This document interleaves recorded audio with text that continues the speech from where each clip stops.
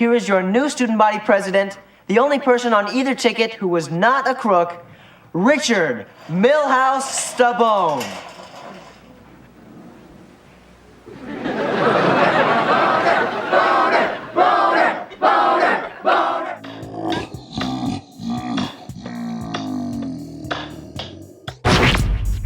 I know you gonna dig this. Get funky with me.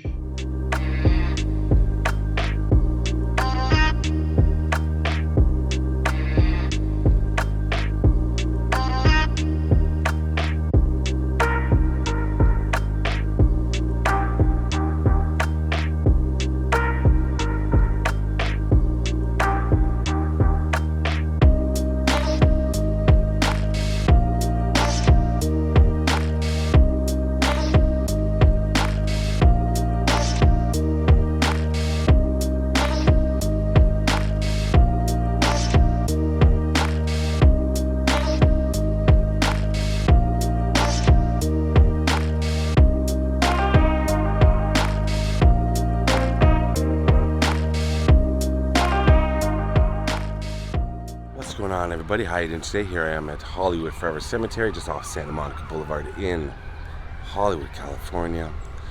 And just walking up Griffith Lawn here, as I showed you the way I was walking along this pathway right here. And it should take me to the grave of somebody if you're 80s, 90s kid, maybe watched it in the 80s when it was I think it may have even stretched into the 90s, Growing Pains. Kirk Cameron, Alan Thicke, Tracy Gold, Joanna Kearns was the mom. And Kirk Cameron's character, Mike Seaver. So I was saying, sorry, before we maybe watched it when it was on its regular run, but it was also on reruns all the time. Growing Pains, Show Me That Smile Again. Show me that smile. Don't waste another minute on your crying. Show Me That Smile. Great theme song and a great television show, a great family sitcom. And a recurring character, I believe, appeared in 25 episodes. This character named Boner.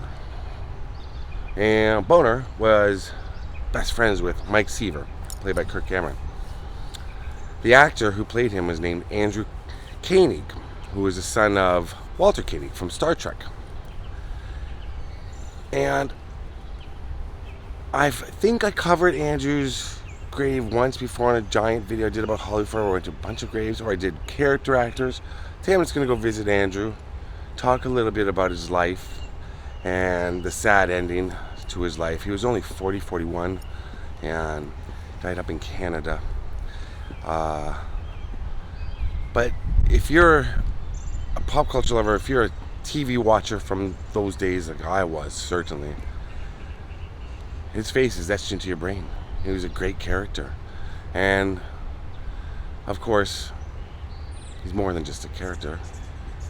You know, Andrew Koenig was a real person with real hopes, dreams, and sadly struggled with depression.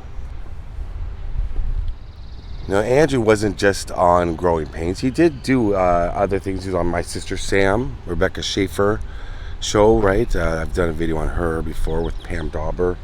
My Two Dads. Now, 21 Jump Street, and it's important to mention that he appeared on 21 Jump Street because it comes into play in a moment. He was a voice actor. He was on one episode of Star Trek Deep Space Nine. There's a fan film about Batman. He played the Joker. It's called Batman Dead End. And I'm going by memory. I believe this is where Andrew is, straight ahead, where his ashes are. He was a child actor too. He was on stage productions. He had an improv group. Was in independent films. He wrote, produced, directed shorts. He had a podcast back in, or I believe he was an editor and a producer on a podcast, and I'm talking back in 2006 to 2010. He was in on that early. He lives here in Venice Beach, which is just to the west of where we are right now. and he's a part of the nonviolent direct action community in Venice Beach. He was an activist later in life. Now, I probably have titled this video something to do with his character name. He was Richard's Boner Stabone, so the name Boner came from Stabone. I think I read about 3 articles on him, and one, he did not like to be known as Boner. He did not like to be known as the son of Chekov, right? Chekov is who, Walter? I'm not a Star Trek person, I'm sorry, but from memory. He didn't like to be known as the son of a famous actor. But I apologize to Andrew, because I'm probably going to have to put that in the title so people know who I'm talking about. You know, and this sounds harsh. So, just to give people a memory jog, but he was much more than just Richard Boner Stabone. But he suffered from depression, and he sadly took his own life in Vancouver, Canada. And, unknown to his parents, had given away most of his belongings before leaving Venice, California for Vancouver on February 4th. He had a garage sale for several weeks, and whatever he didn't sell, he put out to give away. Now, he went missing on, I believe it was in 2010, around February 14th. Now, he went up to Vancouver because he loved it. He loved Vancouver, Canada. That's on the west coast. For people who don't know, I'm from Canada as well. I'm more central, more east. Toronto is quite far from Vancouver. It's the equivalent of going from Toronto to Los Angeles, essentially. It's across the country, across the continent, almost. And it's beautiful. It's green. It's lush. And he loved nature. He loved being outdoors. And he loved Stanley Park, which is a big park in Vancouver. I came to Central Park or Hyde Park in Toronto. You know, it's just a giant park. That's much bigger than Hyde Park in Toronto, but it's huge and gorgeous. And he really liked it. He really loved being there. He missed his. He was supposed to come back here to California, but he missed his flight on February 16th. There's sights of him. People saw him at a bakery. He didn't even know. He did drop off a bunch of videotapes and things that a friend of his. He had his friend's stuff at his house here in California, and he dropped it off at his house, like a bag of videotapes, I believe it was, and other personal items that belonged to the guy, without a note, and just left it with him. And his friend thought that was odd. They just kind of left it, and then he was gone. He went to Vancouver. February 16th was the last day he used his cell phone or conducted any banking. I believe that's when he was also seen at a bakery. There was a huge search for him. Sarah Silverman was tweeting out. Other celebrities were tweeting out. Andrew Koenig missing. And nobody knew where he was, but they knew that he loved Stanley Park. And also his parents knew that he was suffering greatly from depression. That ended the search for former child actor Andrew Koenig. 1 week after he was reported missing, his body was found in a park in Vancouver, Canada. On February 25th, it was a group of friends and family who found him in Vancouver's Stanley Park. And cause of death was taking his own life by hanging.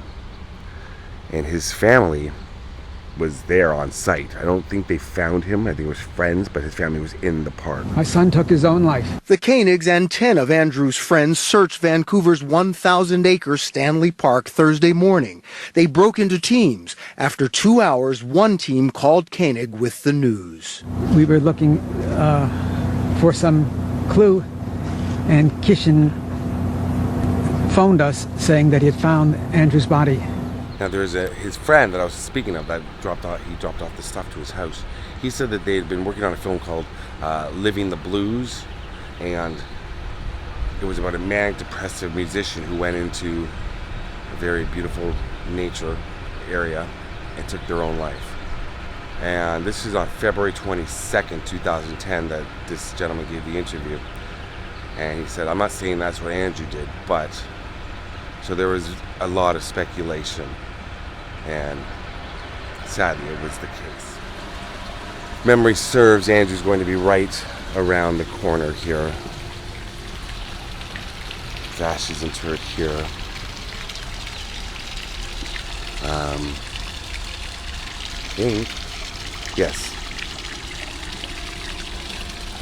Andrew Koenig, 1968 to 2010. So look, it was a few days before they found his body. I mean, Stanley Park is dense and so many trees and forested areas. If you've seen the the miniseries It, back in the 90s, where Pennywise's house was on that pond, kind of. I did the locations for it here on my channel. That's Stanley Park. So you can kind of get an indication of what if just by that scene, how dense and huge and forested it is. I'm gonna clean that out. Oh.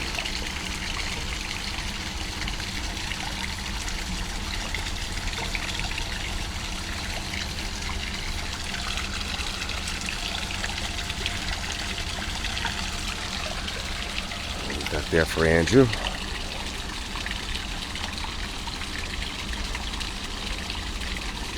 Yeah, it says son, brother, uncle, caring human. Forever loved, Andrew Koenig.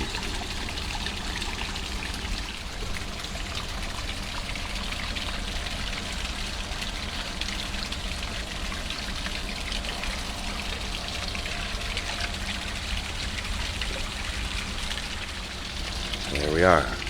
His father, who's still alive, I believe, at 87 years old.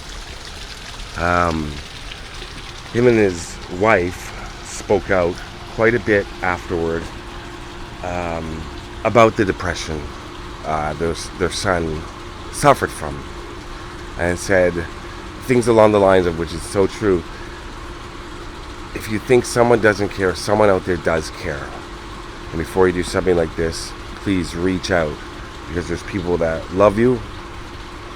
I'm paraphrasing, and there's other options. There's a pass here, ʻkeɪnɪɡ, famous musician. And as I was thinking about this video, I knew that I would speak somewhat about that, and it's so true. You can hear the peafowl. It's so true. A lot of people suffer from depression, and people that you wouldn't even think.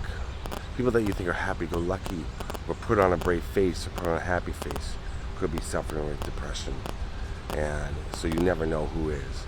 And if you suspect someone is, maybe reach out to them. If you have it and you're considering something along the lines of what Andrew did, there is help.